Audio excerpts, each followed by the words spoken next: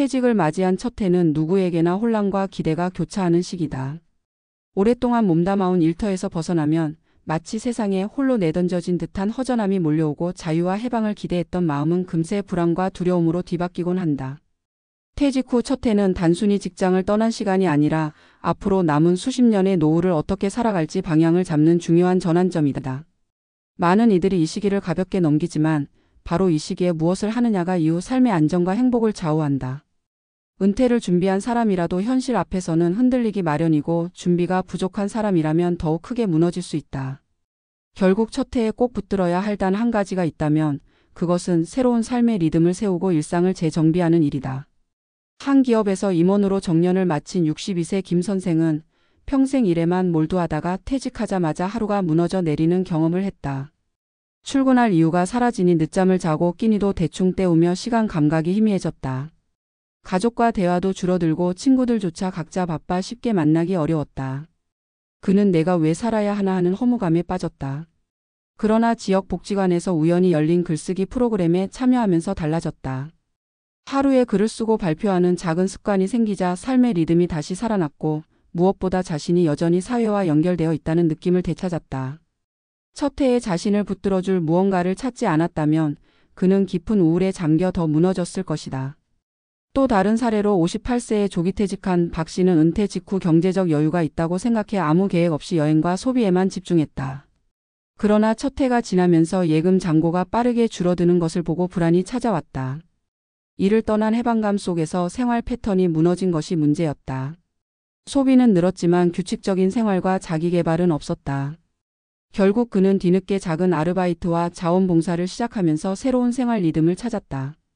누군가는 이를 노동으로 되돌아간 것 아니냐 묻지만 그에게 그것은 수입의 문제가 아니라 무너진 일상을 바로 세우는 과정이었다. 은퇴 첫 해의 리듬을 잃고 방황하다 보면 이후의 삶 전체가 불안정해질 수 있음을 보여주는 대표적인 사례다. 70대에 접어든 최 씨는 조금 다른 길을 걸었다. 그는 퇴직과 동시에 운동만은 매일 하자라는 약속을 자신과 했다. 퇴직 첫 해 매일 새벽에 일어나 산책을 하고 작은 일기를 쓰는 습관을 들였다. 처음에는 단조롭고 의미 없어 보였지만 시간이 지나면서 그 습관이 그의 건강과 정서적 안정을 지켜주었다. 친구들과의 관계도 자연스럽게 이어졌고 무엇보다 그는 몸과 마음이 무너지지 않은 채 두 번째 인생을 살아갈 준비를 할 수 있었다. 많은 동년배들이 퇴직 첫 해 우울과 무기력에 빠질 때 그가 웃을 수 있었던 이유는 단순히 돈이나 직함이 아니라 하루를 살아가는 방식에 있었다. 이 세 가지 사례가 보여주는 공통점은 퇴직 첫 해의 일상이 무너지면 삶 전체가 흔들리고 반대로 작은 습관과 규칙이 있으면 노후가 안정된다는 것이다. 사람들은 흔히 은퇴하면 자유와 휴식이 찾아올 것이라 생각하지만 사실 인간은 일상적 구조 속에서 살아가는 존재다. 회사라는 틀에서 벗어나면 새로운 틀을 세우지 못한 사람은 쉽게 무너진다. 그래서 퇴직 첫 해에 반드시 해야 할 일은 새로운 구조를 만드는 것이다. 그것이 글쓰기든 운동이든 봉사든 소일거리든 상관없다. 중요한 것은 자신을 지탱할 작은 리듬을 세우는 것이다. 전문가들은 은퇴 직후 첫 해를 심리적 황금 시간이라고 부른다.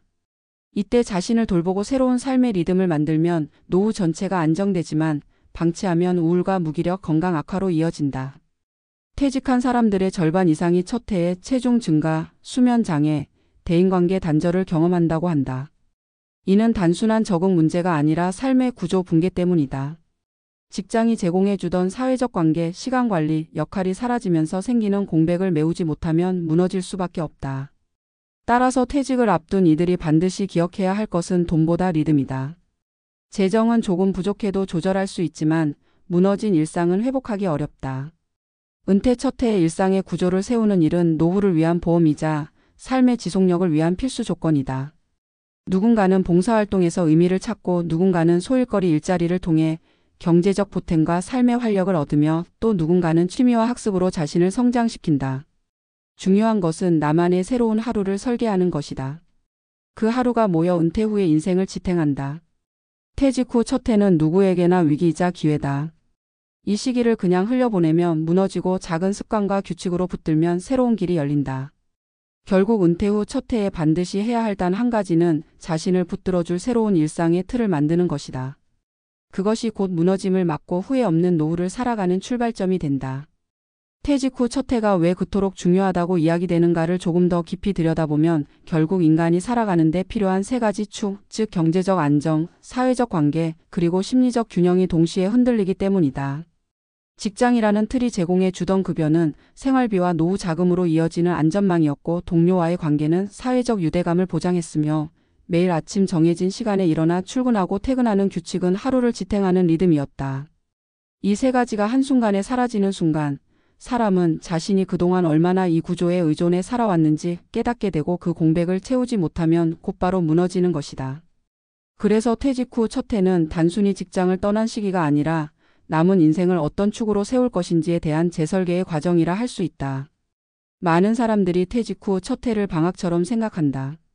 오랫동안 고단했던 직장 생활의 보상으로서 여행을 다니고 늦잠을 자고 아무것도 하지 않아도 된다고 믿는다. 그러나 그렇게 몇 달을 보내다 보면 금세 삶이 공허해진다. 놀이는 일상의 구조가 있을 때 가치가 있고, 쉼은 일정한 노동과 균형이 맞을 때 의미가 있다. 아무것도 하지 않는 상태가 길어지면 그것은 휴식이 아니라 무기력으로 변하고 결국 사람을 병들게 만든다.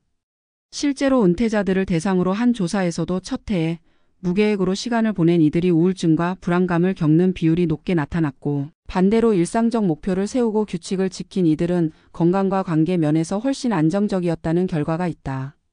여기서 주목해야 할 것은 경제적 자원이 충분한 사람조차도 첫 해에 무너질 수 있다는 점이다. 돈은 삶의 조건을 뒷받침해 주지만 삶의 의미와 리듬을 대신할 수는 없다. 퇴직금과 연금을 받아 생활비에 걱정이 없던 이들도 매일 무엇을 할지 모르고 목적 없는 시간을 보내면 곧바로 허무와 우울 속에 빠져든다. 결국 중요한 것은 돈보다 하루를 어떻게 살아낼지에 대한 자기 설계다. 은퇴 후 첫 해에 자신만의 규칙을 만들고 작은 목표를 설정하는 것이 무엇보다 필요하다. 그것은 거창한 것이 아닐 수도 있다. 하루에 일정한 시간 산책을 하는 것, 새로운 분야의 책을 읽는 것, 작은 텃밭을 가꾸는 것, 혹은 봉사활동에 참여하는 것 모두가 새로운 리듬의 출발점이 될 수 있다. 심리학적으로도 은퇴 후 첫 해는 자아 정체성의 재구성이 필요한 시기다.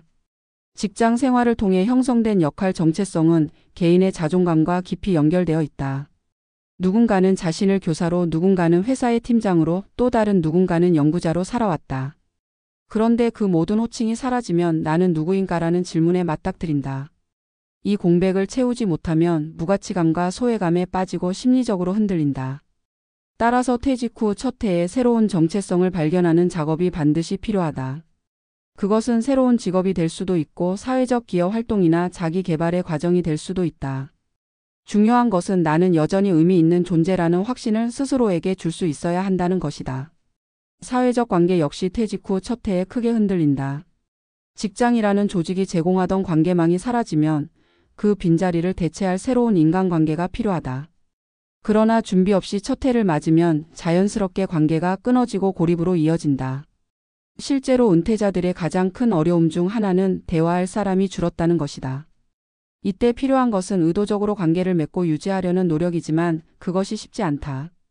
오랫동안 일 중심으로 살아온 이들에게는 새로운 관계를 만드는 일이 낯설고 어색하기 때문이다. 하지만 바로 이 시점에서 소극적 태도를 버리고 지역 모임이나 동호회, 봉사활동 등을 통해 관계망을 만들어가는 노력이 있어야 한다. 그것이 없으면 이후 고립과 외로움은 더 깊어지고 결국 신체적 건강에도 악영향을 미친다. 퇴직 후 첫 해에 무너지지 않기 위해 전문가들이 강조하는 또 다른 요소는 건강관리의 루틴화다. 직장 생활을 할 때는 출근과 업무가 자연스럽게 움직임과 생활 리듬을 만들어 주었다.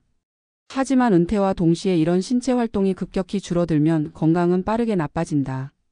운동은 단순한 체력 유지가 아니라 마음의 안정을 지켜주는 강력한 장치다. 매일 일정 시간 몸을 움직이는 습관은 삶의 규칙성을 불어넣고 무기력의 늪에 빠지지 않도록 한다.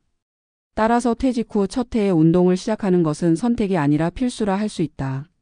결국 퇴직 후 첫 해에 가장 중요한 것은 새로운 일상 구조를 스스로 세우는 일이다. 직장이 만들어주던 구조가 사라진 자리에 자신만의 틀을 세우지 않으면 누구라도 무너진다. 그것이 글쓰기이든 운동이든 봉사든 취미든 상관없다. 중요한 것은 하루를 살아가는 리듬을 마련하고 그것을 꾸준히 유지하는 것이다. 작은 습관이 모여 큰 안정이 되고 그 안정이 노후 전체를 지탱한다. 은퇴라는 거대한 변화 속에서도 자신을 붙들어줄 단단한 기둥이 바로 첫 해의 작은 규칙이다. 퇴직은 끝이 아니라 또 다른 시작이다. 그러나 그 시작은 결코 저절로 열리지 않는다. 준비되지 않은 시작은 쉽게 무너지고 준비된 시작은 새로운 길을 열어준다. 은퇴 후 첫 해는 마치 씨앗을 뿌리는 계절과 같다. 이 시기에 무엇을 심고 어떻게 돌보느냐에 따라 앞으로의 삶이 달라진다. 하루하루를 허투루 보내지 않고 자신만의 구조를 세운다면 무너짐은 피할 수 있고 오히려 새로운 성숙과 충만을 맞이할 수 있다. 결국 은퇴 후 첫 해가 우리 인생의 두 번째 장을 여는 가장 중요한 열쇠임을 잊지 말아야 한다.